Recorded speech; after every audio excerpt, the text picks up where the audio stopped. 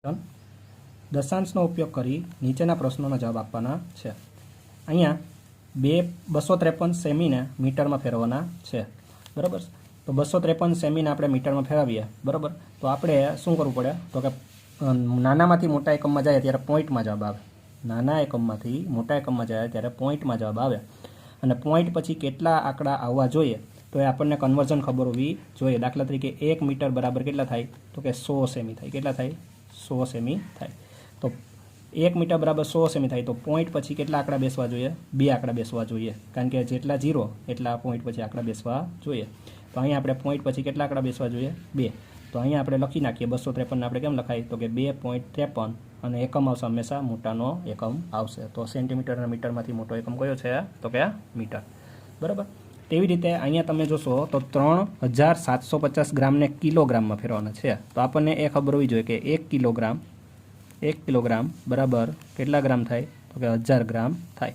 ફરી પાછું નાના યુનિટમાંથી મોટા યુનિટમાં જવાનું છે, એટલે કે ગ્રામમાંથી કિલોગ્રામમાં જવાનું છે, એટલે પોઈન્ટમાં જવાબ આવશે। પોઈન્ટ પછી આ વખતે કેટલા આંકડા બેઠશે, તો કે 3 આંકડા બેઠશે, બરાબર ને। તો 3 આંકડા આપણે રાખવાના હોય તો 3750 ને આપણે કેમ લખશું? 3.750, 3.750, અને એકમ આવશે એ મોટો એકમ આવશે। તો ગ્રામ અને કિલોગ્રામમાં મોટો એકમ કયો છે? કિલોગ્રામ છે। ક્લિયર? ચાલો, પ્રશ્ન 4। મીનાએ ગણિતની ચોપડી માટે ₹35.75 અને વિજ્ઞાનની ચોપડી માટે ₹32.60 ખર્ચ્યા છે। તો મીના દ્વારા ખર્ચવામાં આવેલ કુલ રકમ, અહીંયા કયો શબ્દ વાપરેલો છે? કુલ રકમ વાપરેલો છે। ઇટ મીન્સ કે અહીંયા પણ આપણે શું કરવાનું છે? સરવાળો કરવાનો છે, ઓકે। તો ગણિતની ચોપડી અને વિજ્ઞાનની ચોપડીના બેનો આપણે સરવાળો કરીએ તો 35.75 વત્તા 32.60, તો આપણો ફાઇનલ આન્સર કેટલો આવશે? 68.35 આવશે। કેટલો આવશે? 68.35। એટલે કે મીનાએ કુલ 68 રૂપિયા અને 35 પૈસા ખર્ચ્યા હશે। Clear? Next question. Vikas 2 kilometre 35 metre સવારે અને 2 કિલોમીટર 7 મીટર સાંજે ચાલ્યો તો વિકાસ કુલ કેટલું અંતર ચાલ્યો હશે? હવે અહીંયા પણ કયો શબ્દ વાપરેલો છે? કુલ। જ્યારે કુલ શબ્દ આવે ત્યારે આપણે શું કરીએ છીએ? સરવાળો કરીએ છીએ। હવે અહીંયા તમે જોશો તો કિલોમીટર અને મીટરમાં આપેલું છે, કિલોમીટર અને મીટરમાં। તો આપણે પોઈન્ટ પછી 3 આંકડા બેસાડવા પડશે, કારણ કે 1 કિલોમીટર એટલે કેટલા થાય? 1000 મીટર થાય છે, બરાબર। તો આ 2 કિલોમીટર અને 35 મીટરને આપણે લખવું તો કેમ લખાય? 2.035, પોઈન્ટ પછી કેટલા નંબર આવશે? 3 નંબર આવશે। એવી રીતે 2 કિલોમીટર અને 7 મીટરને આપણે લખવું હોય તો પોઈન્ટ પછી આ 7 મીટર છે એને આપણે 3 આંકડામાં ભરવાય તો કેમ ભરાય? 007, કેમ ભરાશે? 007, બરાબર ને। તો એનું કેમ લખાશે? તો કે 2.007 પછી આ બેનો આપણે શું કરવાનું છે? સરવાળો કરવાનો છે। તો આ બેનો સરવાળો કરતાં આપણને 4.042 મળે છે। તો આમ વિકાસ કુલ 4 કિલોમીટર અને 42 મીટર ચાલ્યો હશે। તો કુલ છે વિકાસ કેટલો ચાલે છે? 4 કિલોમીટર અને 42 મીટર ચાલે છે। ક્લિયર? Next question. કવિતા 5 કિગ્રા 200 ગ્રામ વજનનું તરબૂચ ખરીદ્યું, તેમાંથી તેણે 2 કિગ્રા 750 ગ્રામ તેના પડોશીને આપ્યું, તો કવિતા પાસે બાકી રહેલ તરબૂચનું વજન કેટલું હશે? બાકી રહેલ એટલે કે બાદ બાકી કરવાની થશે। તો પહેલાં તો તરબૂચ છે એ કેટલાનું હતું? 5 કિલોગ્રામ 200 ગ્રામનું હતું। હવે જ્યારે 2 યુનિટ ભેગા થાય, મોટો અને નાનો યુનિટ, ત્યારે પોઈન્ટ પહેલાં મોટો યુનિટ બેસે અને પોઈન્ટ પછી નાનો યુનિટ બેસે છે, આપણને ખબર જ છે। હવે કેટલા સ્થાનમાં બેઠશે તો આપણને ખબર છે કે 1 કિલોગ્રામ બરાબર 1000 ગ્રામ થાય, તો 1000 ગ્રામમાં કેટલા મીંડા આવે? 3 મીંડા આવે। એટલે કે પોઈન્ટ પછી આપણે કેટલા આંકડા રાખવાના છે? 3 આંકડા રાખવાના છે, અને ઓલરેડી અહીંયા 3 આંકડા છે।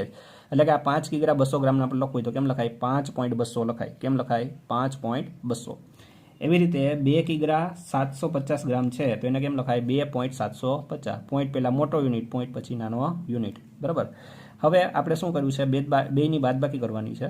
તો બેની બાદબાકી કરતાં આપણને કેટલો જવાબ પ્રાપ્ત થયો? તો કે 2.450। કેટલો જવાબ આવ્યો? 2.450। તો આમ કવિતા પાસે બાકી રહેલ તરબૂચનું વજન 2 કિગ્રા અને 450 ગ્રામ, કેમ લખવાનું? 2 કિગ્રા અને 450 ગ્રામ થશે।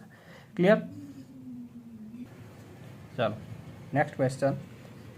ગોપી પાસે 10 રૂપિયા હતા, તેણે 3.50 રૂપિયાની એક પેન્સિલ ખરીદી છે, તો ગોપી પાસે હવે કેટલા રૂપિયા બાકી રહેશે? અહીંયા પણ બાકી શબ્દ યુઝ કરેલો છે એટલે આપણે શું કરવાનું છે? બાદબાકી કરવાની છે। તો 10 રૂપિયામાંથી 3.50 બાદ કરીએ તો આપણને કેટલા મળશે? 6.50 રૂપિયા મળે છે. તો આમ ગોપી પાસે હવે કેટલા રૂપિયા બાકી રહેલા છે? તો કે 6 રૂપિયા અને 50 પૈસા બાકી રહેલા હશે. ક્લિયર? પ્રશ્ન 5. આપેલ માહિતીના આધારે કોષ્ટક તૈયાર કરી પ્રશ્નોના જવાબ લખવાના છે. હવે અહીંયા તમને આવૃત્તિ કોષ્ટક આપેલું છે. શું આપેલું છે? આવૃત્તિ કોષ્ટક.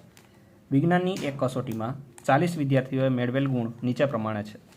આવૃત્તિ ચિહ્નનો ઉપયોગ કરી આ ગુણ કોષ્ટક ગોઠવો અને નીચેના પ્રશ્નોના જવાબ આપવાના છે. બરાબર? તો આના ઉપરથી આપણે 40 વિદ્યાર્થીઓના આપણને માર્ક્સ આપેલા છે. બરાબર? આ 40 વિદ્યાર્થીઓને દર્શાવતો આપણે આવૃત્તિ કોષ્ટક દર્શાવવાનું છે. બરાબર? તો આ આવૃત્તિ કોષ્ટકમાં આપણે 3 ખાના બનાવીએ છીએ. બરાબર? ક્યાં? તો પહેલું છે મેળવેલ ગુણ, વચ્ચે આવશે આવૃત્તિ ચિહ્ન અને લાસ્ટમાં આવશે વિદ્યાર્થીઓની સંખ્યા. અહીં આપણે ગુણ જોવા જઈએ તો 1 થી લઈ અને આપણે કેટલા લેવાના છે? મેક્સિમમ 9 સુધી જવાનું છે. ઓછામાં ઓછા 1 છે અને વધુમાં વધુ કેટલા છે? 9. એટલે આપણે અહીંયા લખેલા છે 1 થી 9 ગુણ લખી નાખ્યા છીએ. પછી આપણે 1 માર્ક્સ આવ્યા હોય એવા કેટલા વિદ્યાર્થીઓ છે? તો આપણે આ માહિતીમાંથી એક વાળા કેટલા છે એ આપણે ગોતી લીધા છે. તો એક વાળો એક અહીંયા છે અને બીજે ક્યાં છે એક વાળો? તો કે એક વાળો અહીંયા છે. બરાબર? તો ટોટલ કેટલા થઈ ગયા? 2 થઈ ગયા. તો અહીંયા આપણે કેટલા લખી નાખ્યા? 2. એવી રીતે આપણે દરેક ગુણવાળા વિદ્યાર્થીઓને આપણે ગણીને મૂકેલા છે. દાખલા તરીકે 2 ગુણ પ્રાપ્ત થયા હોય એવા કેટલા વિદ્યાર્થી? તો કે 3. 3 ગુણવાળા કેટલા? તો કે 3. 4 વાળા કેટલા? 7. 5 વાળા કેટલા? 6. 6 વાળા કેટલા? 7. 7 વાળા કેટલા? 5. 8 વાળા કેટલા? 4. 9 વાળા કેટલા? 3. એવી રીતે કુલ આપણી પાસે 40 વિદ્યાર્થી, ટોટલ કેટલા વિદ્યાર્થી થઈ જવા જોઈએ? 40 વિદ્યાર્થી થઈ જવા જોઈએ. હવે આ પરથી આપણે અહીંયા આવૃત્તિ ચિહ્ન બનાવેલું છે 2નું, 3નું, 3નું, 7નું એવી રીતે. બરાબર? તો આ થઈ ગયું આપણું આવૃત્તિ વિતરણ કોષ્ટક. બરાબર? હવે આપણને એક સવાલ પૂછેલો છે કે 4 થી ઓછા ગુણ કેટલા વિદ્યાર્થીઓ મેળવ્યા હશે? તો આપણે અહીં જોવા જઈએ તો 4 ગુણ અહીંયા છે. 4 થી ઓછા એટલે કે 3, 2, 1. 4 થી ઓછા એટલે કે 3, 2, 1. આ તો કોઈ પણ 3 3 ગુણ આવે કે ન આવે? તો 4 થી ઓછા હોય એવા વિદ્યાર્થીઓ કેટલા છે? તો કે 3, 3 અને 2. ક્યાં છે? 3, 3 અને 2. તો 3 ને 3 6, 6 ને 2 8. તો આમ 4 થી ઓછા ગુણ મેળવનાર વિદ્યાર્થીઓની સંખ્યા 3 + 3 + 2 એટલે ટોટલ કેટલા થશે? 8 વિદ્યાર્થી થશે. કેટલા વિદ્યાર્થી થશે? 8 વિદ્યાર્થી થશે. ક્લિયર? પ્રશ્ન 2. ધોરણ 6ના 20 વિદ્યાર્થીઓને ફળની પસંદગી નીચે પ્રમાણે દર્શાવેલ છે. આવૃત્તિ ચિહ્નનો ઉપયોગ કરી કોષ્ટક તૈયાર કરો અને નીચેના પ્રશ્નનો જવાબ આપો. બરાબર? હવે અહીંયા આપણને 20 વિદ્યાર્થીઓ વિશેની પસંદગી આપેલી છે. કોઈને કેળા ભાવે છે, કોઈને સફરજન ભાવે છે, કોઈને પેરું ભાવે છે, તો કોઈને નારંગી ભાવે છે. એવી રીતે બધા જ વિદ્યાર્થીઓની માહિતી આપેલી છે. તો અહીંયા પણ આપણે તેમનું આવૃત્તિ કોષ્ટક રજૂ કરવાનું છે. 3 કોલમમાં આપણે રજૂ કરશું. પહેલાં આવશે ફળનું નામ, પછી આવશે આવૃત્તિ ચિહ્ન અને લાસ્ટમાં આવશે વિદ્યાર્થીઓની સંખ્યા. હવે અહીંયા આપણે ફળના બધા નામ લખી નાખ્યા છે: કેળા, સફરજન, પેરું, નારંગી અને કુલ. બરાબર? ઇટ મીન્સ કે અહીંયા 4 પ્રકારના ફળો આપેલા છે. હવે કેળા ભાવતા હોય તેવા વિદ્યાર્થીઓની સંખ્યા આપણે અહીંથી ગણી નાખેલી છે. તો એવા કેટલા છે? અહીંયા 8. સફરજન ભાવતા હોય એવા કેટલા છે? તો કે 5 વિદ્યાર્થી. પેરું ભાવતા હોય એવા કેટલા વિદ્યાર્થી? તો કે 4. અને નારંગી ભાવતા હોય એવા કેટલા વિદ્યાર્થી છે? તો કે 3 વિદ્યાર્થી છે. કુલ આપણી પાસે 20 વિદ્યાર્થી થઈ જવા જોઈએ, કારણ કે અહીંયા 20 વિદ્યાર્થીઓની યાદી આપેલી છે. હવે આને લગતું આપણે અહીંયા આવૃત્તિ ચિહ્ન બનાવી નાખેલા છે. તો આ થઈ ગયું આપણું આવૃત્તિ વિતરણ કોષ્ટક. ક્લિયર? Next question. નીચે આપેલ ચિત્રનું આલેખનું અવલોકન કરી પ્રશ્નોના જવાબ આપો. એક શાળામાં ધોરણ 6ના 30 વિદ્યાર્થીઓની મોજણી કરવામાં આવી છે. મોજણી એટલે કે સર્વે એટલે કે પૂછવામાં આવેલું છે બધાને. જુદા જુદા વાહનોનો ઉપયોગ કરીને શાળામાં આવતા વિદ્યાર્થીઓનો ચિત્ર આલેખ દર્શાવવામાં આવેલો છે. એટલે કે અહીંયા જુદા જુદા વિદ્યાર્થીઓ છે કઈ રીતે સ્કૂલે આવે છે તેની માહિતી આપેલી છે. કોઈ કારમાં આવે છે, તો કોઈ બસમાં આવે છે, કોઈ સ્કૂલ બસમાં આવે, કોઈ સરકારી બસમાં આવે, કોઈ સાયકલ લઈને આવે, તો કોઈ ચાલીને આવ્યા છે. બરાબર? હવે અહીંયા એક સ્માઇલી આપેલી છે તમને, તો એના બરાબર કેટલા વિદ્યાર્થી છે? 1 વિદ્યાર્થી. ઇટ મીન્સ કે અહીંયા જેટલા સિમ્બોલ છે એટલા જ વિદ્યાર્થી છે. બરાબર? હવે તમને આના આધારિત આપણને પ્રશ્ન પૂછેલા છે: કેટલા વિદ્યાર્થીઓ પોતાની કારમાં આવે છે? તો કારમાં કેટલા વિદ્યાર્થી આવે છે? 1, 2, 3, 4. તો અહીંયા આપણે આન્સરમાં આવશે કે 4 વિદ્યાર્થીઓ છે પોતાની કારમાં આવે છે. પછી નેક્સ્ટ ક્વેશ્ચન શું પૂછેલું છે? કયા વાહનોનો વિદ્યાર્થીઓ સૌથી ઓછો ઉપયોગ કરે? સૌથી ઓછા સ્માઇલી હોય એવું કયું છે? સાયકલ. તો આપણો આન્સર આવશે કે સાયકલનો સૌથી ઓછો ઉપયોગ વિદ્યાર્થીઓ કરે છે. પછી નેક્સ્ટ ક્વેશ્ચન, કેટલા વિદ્યાર્થીઓ સ્કૂલ બસનો ઉપયોગ કરે છે? તો સ્કૂલ બસમાં કેટલા વિદ્યાર્થી આવે છે? 1 2 3 4 5 6 7 8 9 10 11. તો કુલ કેટલા વિદ્યાર્થી છે? તો કે 11 વિદ્યાર્થીઓ છે એ સ્કૂલ બસનો ઉપયોગ કરે છે. તેવી રીતે લાસ્ટ ક્વેશ્ચન, 7 વિદ્યાર્થીઓ કયા પ્રકારની મુસાફરી કરે છે? 7 વિદ્યાર્થીઓ અહીંયા આપણે જોઈએ તો ક્યાં આપેલા છે? અહીંયા આપેલા છે 1 2 3 4 5 6 7. કયા પ્રકારની મુસાફરી કરે છે? તો કે ચાલીને આવે છે. કઈ રીતે આવે છે? ચાલીને. તો આપણો જવાબ આવશે કે 7 વિદ્યાર્થીઓ ચાલીને મુસાફરી કરે છે. કઈ રીતે આવે છે બેટા? તો કે ચાલીને આવે છે. ક્લિયર? તો આ હતા ચિત્ર આલેખના આધારે પ્રશ્નોના જવાબ.